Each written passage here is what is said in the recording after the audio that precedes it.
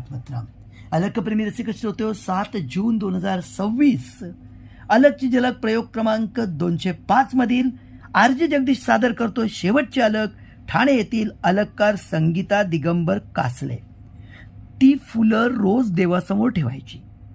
सुगंध हळूहळू घरभर पसरायचा. एक दिवस फुलं आणलीच नाहीत तरीही देवघर तसंच सुगंधित राहिलं. तेव्हा तिच्या मनात पहिल्यांदा प्रश्न उमटला, सुगंध फुलांचा होता की भक्तीचा? अलककार संगीता संगीतमय अलक आहे. म्हणजे अगदी थोडीशी वेळेनंतर तुमची अलक आली तरी मी ती अलक रेकॉर्डिंगमध्ये घेतली.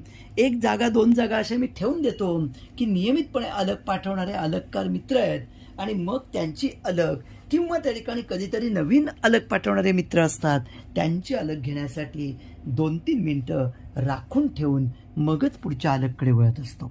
आणि तशी तुमची अलक जबरदस्त. खरंच आहे, हा श्रद्धेचा विजय आहे, ही भक्तीचा मार्ग आहे, हे अध्यात्म आहे.